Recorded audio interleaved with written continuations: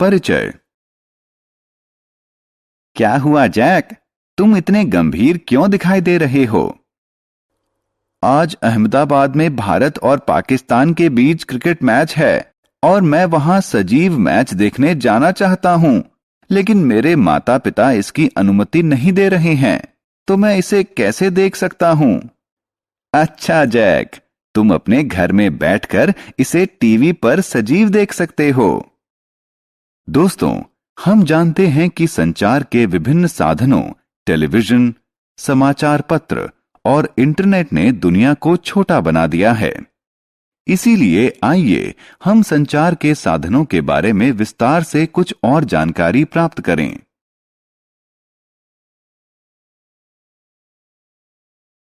आओ सीखें।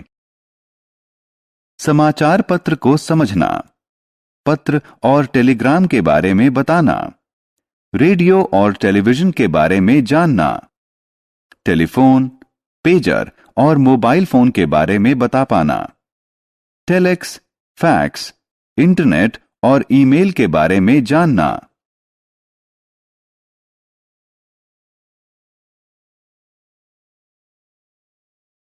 समाचार पत्र। नमस्कार दोस्तों, कैसे हैं आप? आमतौर पर हम देखते हैं कि हमारे घरों में नियमित समाचार पत्र आता है, लेकिन इसका उपयोग क्या है? वास्तव में इसके माध्यम से कागज पर छपे शब्दों और चित्रों के माध्यम से दुनिया के बारे में सूचना प्राप्त करते हैं।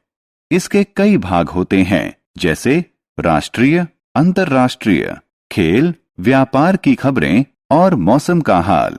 हम जानते हैं कि इसमें आपके लिए भी एक खास भाग होता है, जिसमें कहानियां, कविताएं, चुटकुले और पहेलियां प्रकाशित होती हैं। पत्र। आइए अब संचार के एक दूसरे साधन पत्र के बारे में जानें। इस मुद्रित रेखा के नीचे न लिखें। आप जानते हैं कि पत्र संवाद का लिखित माध्यम होता है। साधारणतः इसका प्रयोग दुनिया के किसी भी स्थान में रहने वाले लोगों के बीच सूचना के आदान प्रदान के लिए होता है। अंतर्देशीय पत्र, हवाई तार और पोस्ट कार्ड पत्र के विभिन्न प्रकार हैं। आइए इनके बारे में विस्तार से जानें। पत्रों के प्रकार। आइए अंतर्देशीय पत्रों से शुरू करते हैं।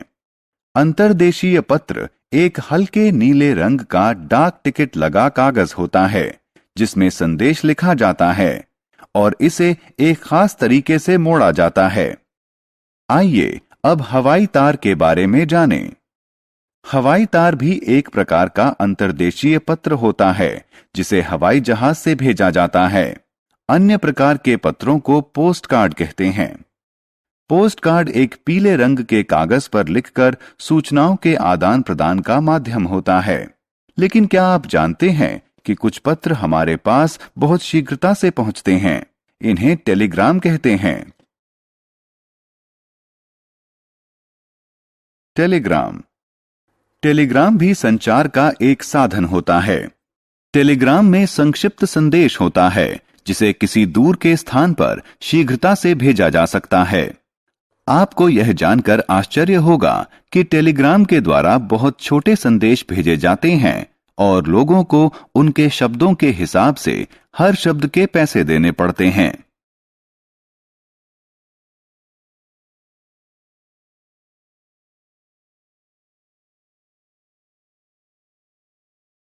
रेडियो और टेलीविजन। लेकिन क्या आपने उन लोगों के बारे में सोचा है जो पढ़ नहीं सकते? फिर वे दुनिया से कैसे जुड़ते हैं? जो लोग पढ़ना नहीं जानते, वो रेडियो और टेलीविजन के माध्यम से दुनिया के बारे में समाचार प्राप्त कर सकते हैं। हम रेडियो पर समाचार और अन्य दूसरे कार्यक्रम जैसे कि गीत सुन सकते हैं। दूसरी तरफ टेलीविजन संचार का एक श्रव्य दृश्य माध्यम है। ऐसा माध्यम जिससे हम दुनिया में होने वाली घटनाओं को देख और सुन सकते हैं।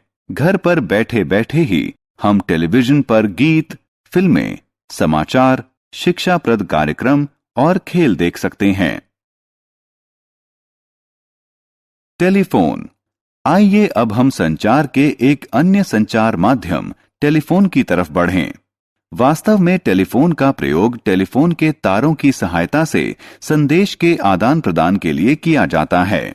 यह हमें दुनिया के किसी स्थान पर बैठे हुए व्यक्ति से बात करने में मदद करता है। दिन प्रतिदिन तकनीकी में होने वाले विकास के साथ टेलीफोन का स्थान पहले पेजर ने लिया और उसके बाद मोबाइल फोन ने। आइए अब इनके बारे में और जानें।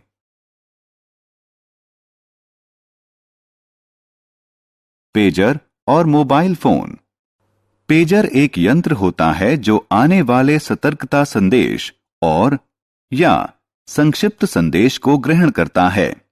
यह यंत्र उन लोगों के लिए उपयोगी है जिन्हें किसी के टेलीफोन कॉल आने की उम्मीद हो और वो कॉल लेने के लिए या तत्काल वापस कॉल करने के लिए टेलीफोन यंत्र के पास उपलब्ध न हो। लेकिन जल्दी ही मोबाइल फोन बाजार में आ गया और ज्यादा बेहतर तकनीक होने के कारण उसने पेजर का स्थान ले लिया। मोबाइल फोन की सहायता से हम कहीं भी स्थित व्यक्ति से बात कर सकते हैं और उसे संदेश भी भेज सकते हैं। इन फोन को टेलीफोन की तारों की जरूरत नहीं होती, इसलिए इन्हें लेकर हम हर जगह जा सकते हैं। टेलेक्स। टेलेक्स एक अन्य संचार माध्यम है जो टेलीप्रिंटर की सहायता से मुद्रित संचार की सुविधा उपलब्ध कराता है। टेलीप्रिंटर ऐसे यंत्र होते हैं जो एक दूसरे से केबल संजाल से जुड़े होते हैं। इस यंत्र में संदेश का टंकण करने के लिए एक कुंजी पटल होता है। एक तरफ की मशीन पर संदेश टंकित किया जाता है और दूसरे तरफ के यंत्र पर टंकित होता है। प्राप्तकर्ता एक कागज पर मुद्रित संदेश को पा सकता है, लेकिन ये सब संचार के सामान्य साधन हैं। आइए अब संचार के कुछ आधुनिक साधनों पर नजर डालते हैं। फैक्स और इंटरनेट। संचार का पहला आधुनिक साधन प्रतिकृति या फैक्स है। वास्तव में यह एक इलेक्ट्रॉनिक यंत्र है जो पत्र, आकृति और रेखा चित्र को हस्तलिखित या मुद्रित रूप में तत्काल भेजता है। क्या आप जानते हैं कि फैक्स मशीन कैसे काम करती है? टेलीफोन के तारों के प्रयोग से फैक्स मशीन किसी दस्तावेज की हूबहू प्रति को प्राप्तकर्ता मशीन तक भेजती है। इलेक्ट्रॉनिक मेल या पत्र, जिनका लोकप्रिय नाम ईमेल है, भी संचार का आधुनिक साधन है। यह कार्यालयों में लोकप्रिय है।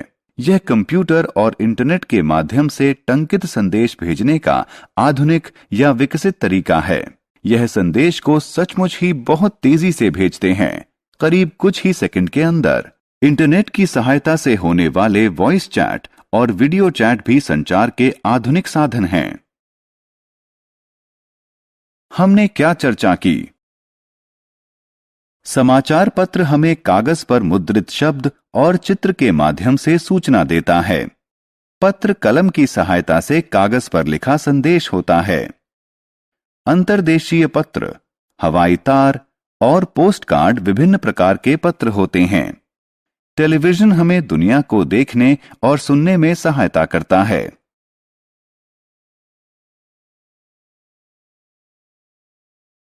टेलीफोन और मोबाइल फोन से हम दुनिया में किसी भी स्थान पर स्थित व्यक्ति से बात कर सकते हैं। टेलीफोन की तारों के माध्यम से भेजे गए टंकित या लिखित संदेश को प्रतिकृति या फैक्स कहते हैं। कंप्यूटर और इंटरनेट के माध्यम से भेजे गए टंकित संदेश को ईमेल कहते हैं।